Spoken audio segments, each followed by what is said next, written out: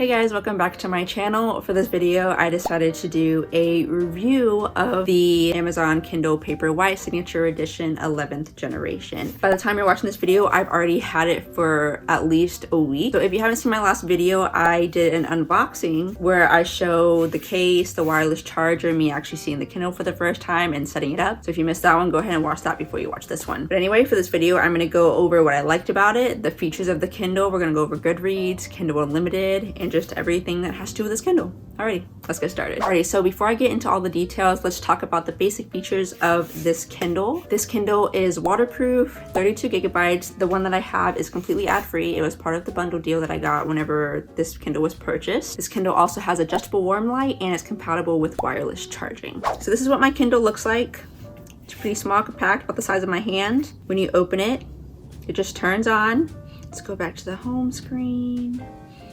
Alrighty, so this is your home screen. You'll see the clock, your Wi-Fi, the battery life, the book you're currently reading, your home, your library tab, and then just books. So this is your library, and then these are all the books that you might be interested in reading and downloading and buying or whatever. So if you want to go to your basic settings, you're just going to tap on the top. You see your airplane mode, Bluetooth, dark mode, sync, all settings, your brightness, auto brightness, warmth, and if you want to schedule, you can also see your name, the time, the date, and the battery. So on the actual home screen, you don't see the date or your name, but you do if you go back into your settings page. This sync button, I don't actually know what that does. I haven't had the need to use it yet, so I just don't deal with it. Also, I read online that leaving your Kindle in airplane mode preserves the battery, so I mainly use it for that. But I only turn airplane mode off for this video so I could show you the shopping cart. So let's go into the shopping cart. And the shopping cart is pretty much where you can go buy your books. It'll give you a limited number of books to choose from on the Kindle itself. I think it only shows maybe 50 books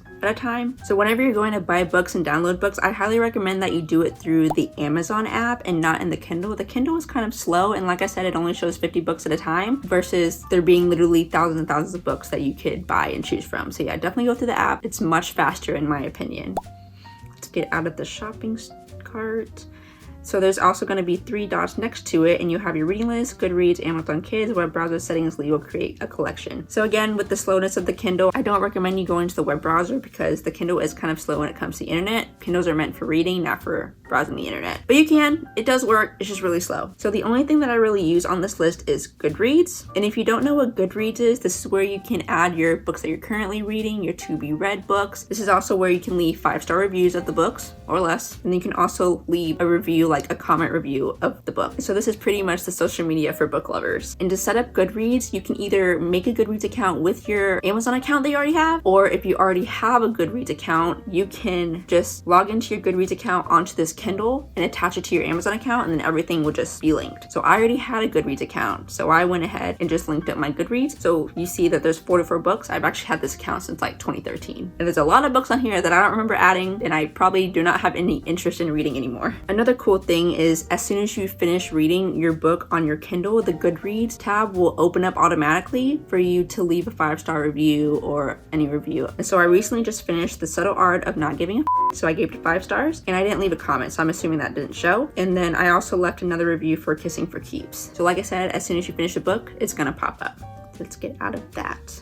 Alright, so let's look at my current library. So these are all the books that I currently have. It's already all downloaded from Kindle Unlimited. So I have maybe about 15 to 25 books on here. I don't really know the exact number, but they're just all the books that I'm interested in. And so while we're on the topic, Kindle Unlimited is a subscription with Amazon where I think you pay $12 a month to have access to thousands and thousands of books, but it doesn't have all the books that are available out there. It has both indie books and some popular books, such as these two up here. They're actually very popular books in my opinion. So I'm very glad that they're on Kindle Unlimited for me to read. And I think the books change every now and then. So like in a couple of months, these books might not be on Kindle Unlimited anymore. Correct me if I'm wrong, but I'm pretty sure that's how it works. Because there was this one book that I wanted to read that I thought was on Kindle Unlimited, but it's not anymore. And so to download books from Kindle Unlimited onto your Kindle, you can go onto your Amazon app and go to the Kindle Unlimited tab, and then you'll see all the books that are part of the subscription, and you can go in and download it into the app and it'll seamlessly download onto your Kindle for you. So you don't have to like do some kind of weird transferring step. It just automatically downloads to your account and onto your Kindle. And so that is how I have all these books on here right now. Okay, so now when it comes to reading, you have a bunch of different features you can look at. So let's go into the book. Whenever you go into the page, you can see the page number you're on, the percentage that you've read. So I've read 13% of this book, and then the time. That is a feature that I enabled, and I will show you how to enable that and disable that later. So to see your extra features, you want to tap the top of the Kindle and you'll see font, fragmented lines, notebook, bookmark, searching, and 3 dots. So let's go into the text first. And this is where you can just adjust your font settings. So it actually defaults on standard setting, but I decided to do a custom one. So my font is on Booker Leaf. I have no bold and my font size is 5. The layout, I obviously have it on vertical. I have wide margins. I don't really know what the difference between these two alignments are. And then I have it on medium spacing. And then more, this is where I show the clock while I'm reading. So if I turn it off, then the clock's gone, but I want it there. And then everything else I left on default because I didn't feel the need to change anything else. Alrighty, next you can go into your fragmented lines. This is where you'll see the table of contents of the book, and you'll see popular highlights from other readers that are also on Kindles. And so these highlights have 7,000 highlights, 5,000 highlights, and those highlights actually show up in your book while you're reading it. So let me go find an example. Here's a highlight right here. So this section is all highlighted. It's not highlighted, it's just underlined because that means other people have highlighted. And it says 5,021 highlighters. Let's go back to my page. Then if that bothers you, you can disable that feature. So if we go back to the text and more, you can scroll down to popular highlights. And if you turn that off, then those highlights from other people won't show up anymore. But I like to keep it on. It doesn't bother me, and it's just nice to see what other people are also highlighting.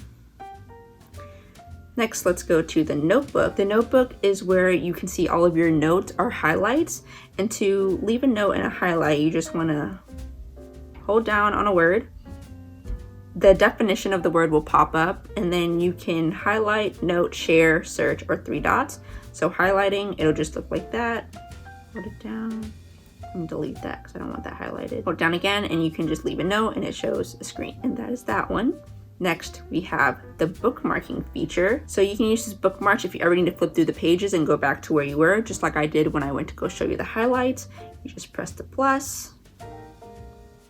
Bookmarks it for you. If you want to get rid of it, you can click on it again, just exit, and then it's gone. Then you can go to the searching tool to search for books and notes. I personally do not use this because I feel no reason to. I'm just trying to read my book.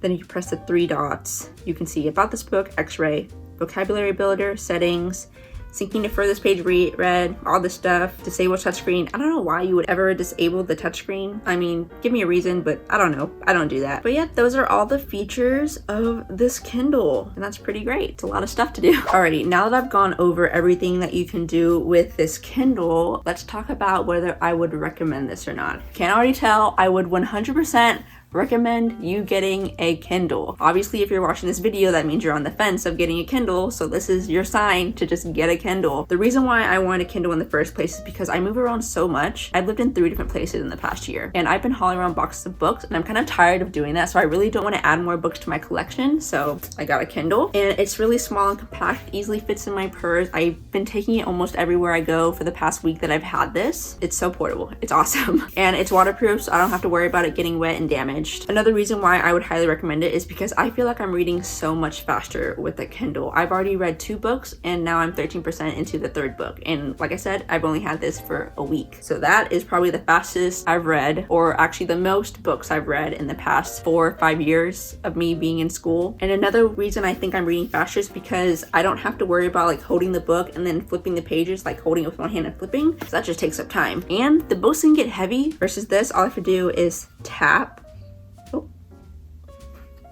And it changes the page for me. So whenever I'm laying in bed and I'm kind of just like, I don't want to have to like let go of a book, and then yeah, I'm sure you get the point. And then this is going to be a weird thing to say as a pro for this Kindle. I really like the Kindle because I can't see the number of pages I have left. I mean, sure, I can see the number at the bottom. Like it tells me the percentage at the bottom and what page I'm on. And it actually also does tell you how many pages are left in the book, how many minutes are left in the chapter, and how many pages are in the book total. But seeing it here versus seeing an actual physical book, like this book, I still have this much to read. It's just so much more intimidating. This looks like it's going to take me forever to read. read. Versus the Kindle, I don't actually know how much longer I have to read. I just have to read and enjoy myself, and eventually I will reach the end of the book. I don't really have any cons for this Kindle. Literally nothing. I have no complaints over this Kindle whatsoever. Like, why would you not get a Kindle? Well, I guess besides the fact that this did cost $200, but in the long run, I think this is going to be so worth it. It's so much more convenient. But if you're on the go a lot, going to work, on the move a lot,